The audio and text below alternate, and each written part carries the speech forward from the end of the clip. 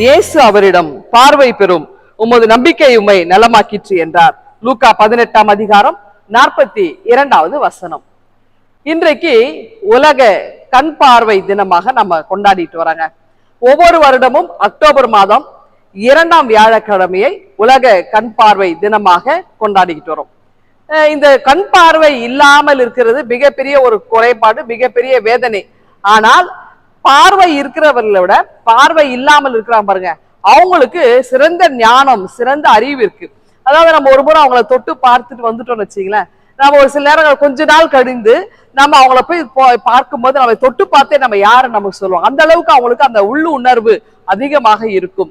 சிறந்த தன்னை சுற்றி என்ன நடக்குது என்பதை அவர்கள் ஆழ்ந்து அறிந்து கொள்ளுகிறவர்களாக இந்த பார்வையற்றவர்கள் இருக்கிறார்.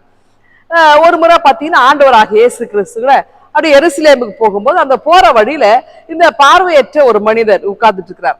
அப்ப அவருக்கு ஒரு விஷயம் தெரியுது, ஏதோ திடீர்னு இந்த மாதிரி ஒரு சலசலப்பு இருக்குது, ஒரு ஆரவாரம் இருக்கிறது, திரள் கூட்டான மக்கள் இந்த வழியா போயிட்டு இருக்கிறாங்க.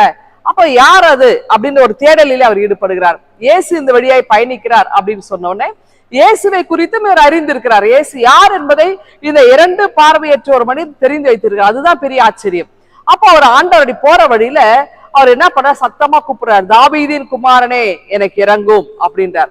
அப்ப அங்க இருக்கிறவங்களும் அதட்டுறாங்க. அப்ப அவரு திரளான ஜனம் போயிட்டு இருக்கிறாங்க, ஆரவாரத்தோடு பேசிட்டு போறாங்க. அப்போ இந்த ஒரு தனி மனிதனுடைய குரல் எவ்வளவு ஒலித்திருந்தால் ஓடி வந்து சீடர்களா இருக்கும், ஒருவேளை மற்றவர்களாம் அதட்டி இருக்கிறாங்க. அப்ப ஏன் அவங்க அதட்டுறாங்க அப்படின்னா, இந்த பார்வை இல்லாத இந்த மனிதனுக்கு இயேசு யார் என்பது அறிந்தது மட்டுமல்ல, தாவீதுக்கும் அவருக்கும் உறவு இருக்கிறார், அவர் தாவீதின் வம்சத்திலே தோன்றினவர் என்கின்ற அந்த உணர்வு, அந்த அறிவு, ஞானம் இந்த பார்வையற்றவருக்கு எங்கிருந்து வந்திருக்கிறது இல்லையா? இது நமக்கு ஒரு சிந்திக்க வேண்டிய ஒரு விஷயம். ஏன் அப்படின்னா, ஏன் அவங்க அதட்டானா, கிட்டத்தட்ட 1000 ஆண்டு காலமா எதிர்பார்த்துட்டு இருக்காங்க, தாவீதின் வம்சத்திலே ஒரு மெசியா தோன்றுவார், இது நம்பிக்கையா இருக்குது. திடீரென்று இந்த பார்வையற்றவர் இவர்தான் அந்த மேசியா, இவர்தான் தாவீதின் வம்சத்துல வந்து நம்ம மீட்டு எடுக்கிற மீட்பர் அப்படின்றத இவர் உலகத்துக்கு நாம உறக்க சொல்லும் போது எல்லாருக்குமே ஒரு பெரிய ஒரு வியப்பு மட்டுமல்ல, பயமும் வருகிறது. அதுதான் அவர் அதட்டுறாங்க. ஆனா மற்றவர்கள் அதட்டுவதை குறித்து அந்த மனிதன் கவலைப்படவில்லை. முன்பிலும் அதிக சத்தமாய் அவர் கூப்பிடுறாரு. ஏன் அப்படின்னா, தன்னுடைய தேவை, தான் ஆண்டவர் எப்படி ஆகிலும் சந்திக்க வேண்டும், தன்னுடைய தேவையை அங்க நிவர்த்தி செய்ய வேண்டும். இன்னொன்று, இந்த நேரத்தை விட்டால் பிரிதொரு நேரம் அவர் வாழ்க்கையில வராது. இந்த நேரத்தை மிஸ் பண்ணிட கூடாது. ஏன்னா ஆண்டவர் அந்த வழியா போறார், திருப்பி அவரை பார்க்க முடியாதோ என்ற அறிய முடியுமோ என்ற ஒரு எண்ணம் அவருக்கு. அதனால் நேரத்தை துரிதமாக பயன்படுத்திக் கொள்ள விரும்புகின்றார். உடனே கத்தி கூப்பிடுறார். உடனே ஆண்டவர் அவரை எந்த வாய் அவரை அதட்டுச்சோ போய் அந்த வாயை கிட்டே சொல்றாரு, போய் அந்த மனிதனை அழைச்சிட்டு வந்தார். உடனே அவங்க என்ன பண்றாங்க, கூடிய ஆண்டவர் உண்மை அழைக்கிறார் வாரும் அப்படின்னு இவர் துள்ளி குதித்து மகிழ்ந்து ஆண்டவர் என்னை வருகிறார். அப்ப ஆண்டவர் கேட்கிறார், உனக்கு நான் என்ன செய்யணும்னு கேட்கிறேன். எளிமையா கேட்கிறேன், உனக்கு நான் என்ன செய்யணும், உனக்கு என்ன வேணும்? அதான் அந்த மனிதனுக்கு என்ன தேவையோ அந்த தேவைகளை நிவர்த்தி செய்யற ஆண்டவர் என்பதை புரிந்து கொள்ள முடிகிறது.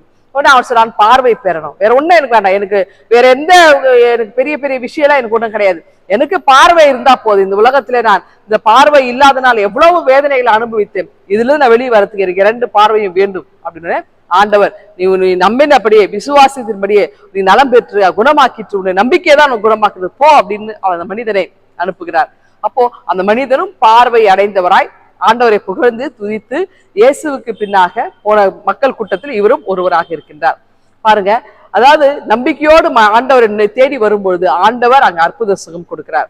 நாமும் நம்பிக்கையோடு ஆண்டவரை நோக்கி கூப்பிடுவோமா? நிச்சயமாக நம்முடைய கூக்குரல் ஆண்டவருடைய சன்னிதானத்தில் எட்டும். ஆண்டவர் திருமலையில வரும்பொழுது ஆண்டவர் நம்முடைய தேடி வந்து நம்ம விசாரிக்கிறார், என்ன செய்யணும்னு கேட்கிறார். அப்ப ஆண்டவர் இடத்துல நம்ம என்ன நம்ம தேவை இருக்கோ அதை நம்ம சொல்லுவோம். ஆண்டவரும் நம்முடைய தேவைகளை நமக்கு சரி செய்கிறவராக இருக்கின்றார். இந்த சிந்தனையோடு இந்த நாளை நீங்கள் துவங்குங்கள். ஆண்டவர்களை ஆசீர்வதிப்பாராக. ஆமேன். எங்கள் அன்பின் ஆண்டவரே, இன்றைக்கு உலக கண் பார்வை தினமாக நாங்கள் கொண்டாடி வருகிற சூழலே பார்வையற்றோருக்காக நாங்கள் மன்றாடுகின்றோம். ஆண்டவர் நீர் அவர்கள் நல்ல ஒரு ஒளி விளக்காக இருந்து திகழும். மீட்பர் இயேசுவை ஜெபிக்கிறோம் எங்கள் அன்பின் கடவுளே. ஆமேன்.